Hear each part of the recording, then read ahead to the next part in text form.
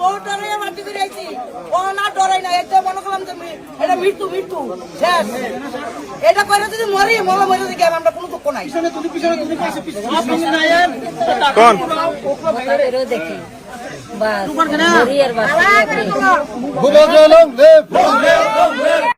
আসসালামু আলাইকুম, নমস্কার, খুলুমকা। আজকে আমরা কৈলা শহরের টিলা বাজারে এখানে 49 পরিবারের 206 ভোটার আমাদের মহারাজার আদর্শে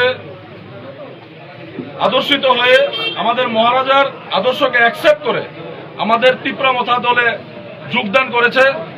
নবাগত সকল সদস্যদের আমরা আমাদের দলে স্বাগতম জানাই, ধন্যবাদ জানাই।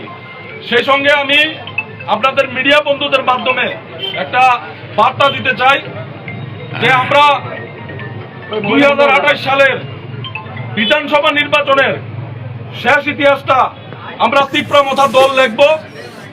এটা শুধু সময়ের অপেক্ষা। আপনারা দেখছেন যে প্রত্যেক দিন আমাদের তিপ্রামথা পার্টিতে মানুষের জনোচ্ছ্বাস সমগ্র ত্রিপুরা রাজ্যের প্রত্যেকটা বিধানসভায় আমাদেরকে ফোন করছে যে আমরা মহারাজার আদর্শে ত্রিপুরা রাজ্যকে ভারতবর্ষের চোখে উন্নয়নের ঊর্ধ্বে নিয়ে যাওয়ার জন্য সামিল হতে চাই। তাই আমি সকল যারা আমাদেরকে ফোন করছে, যারা এখানে জয়েন হয়েছে, আমি সবার সকলকে ধন্যবাদ জানাই। এবং একে একে এই 20 মাসে আপনারা দেখবেন যে ত্রিপুরা রাজ্যে চিত্রটা আমাদের জয়েনিং আমরা তো পূর্বেও দেখেছি যে ফেক জয়েনিং 8 লাখ জয়েনিং করে 10 লাখ জয়েনিং করে লাস্টে দিয়ে আপনার 4টা সিটও পায় না এডিসিতে, ওইগুলা ছিল জুমলা। তো আমরা আপনাদেরকে লিস্ট দিয়ে দেব আমরা কয়জনকে জয়েনিং করাই। আমরা আবার মহারাজার আদর্শে চলি, আমরা আবার জুমলা জয়েনিং করাই না।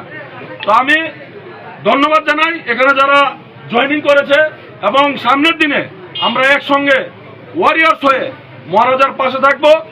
মহারাজার সঙ্গে ঐক্যতায় ত্রিপুরা রাজ্যে 2028-এ আমরা এক নতুন সূর্যোদয় করব এবং আমরা ইতিহাস লিখবো। ধন্যবাদ। একটা কোয়েশ্চন ছিল, সবাই সংখ্যালঘুদেরকে ব্যবহার করেন, ক্ষমতায় যাওয়ার পর সংখ্যালঘুর ভোট লাগবে না বা এ ধরনের কুরুচিকর মন্তব্য বিভিন্ন ক্ষমতাসীন দল থেকে আমরা প্রায়ই লক্ষ্য করে থাকি।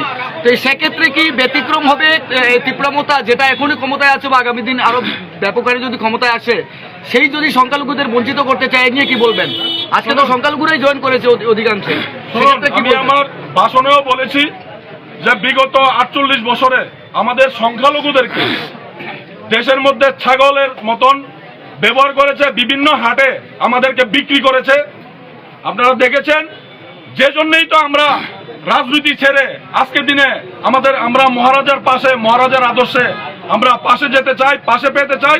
ত্রিপুরা রাজ্যের যতগুলা সংখ্যালঘু অংশের মানুষের সঙ্গে অন্যায় অত্যাচার হয়েছে, শুধু একটাই নাম ছিল, কোন রাজনৈতিক নেতা ছিল না, শুধু একটাই নাম ছিল, ওইটা ছিল মহারাজা প্রদ্যোৎ কিশোর দেববর্মন। আচ্ছা, আমরা গতকালকে দেখলাম আগরতলাতে বিভিন্ন বড় বড় কাপড়ের দোকানে ঈদের শুভেচ্ছা বার্তা লাগানো যাবে না বলে কিছু উগ্র লোক ফতোয়া জারি করেছে। এ ব্যাপারে আপনাদের মতামত কি?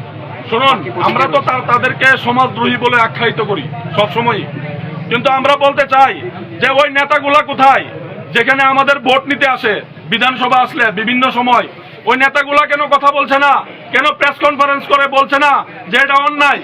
এটাই তো স্বাভাবিক। আমাদের দেশে শারদীয়ার শুভেচ্ছা জানাবে, দীপাবলি শুভেচ্ছা জানাবে, ঈদের শুভেচ্ছা জানাবে, এটাই তো স্বাভাবিক। প্রত্যেকটা দোকানদার, আমি ওই দোকানদারকে একবারও দোষী বলছি না, কারণ ওনার দোকান ভাঙচুর করা হবে যদি উনি পোস্টারটা লাগিয়ে রাখা হয়। প্রত্যেকটা দোকানদার, প্রত্যেকটা ব্যবসায়ী, আমরাও মুসলিমরাও শারদীয় শুভেচ্ছা দোকানে লাগিয়ে রাখে যখন দুর্গাপূজা আসে।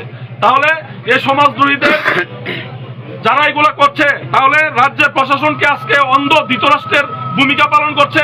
ওরা কি চোখে দেখছে না?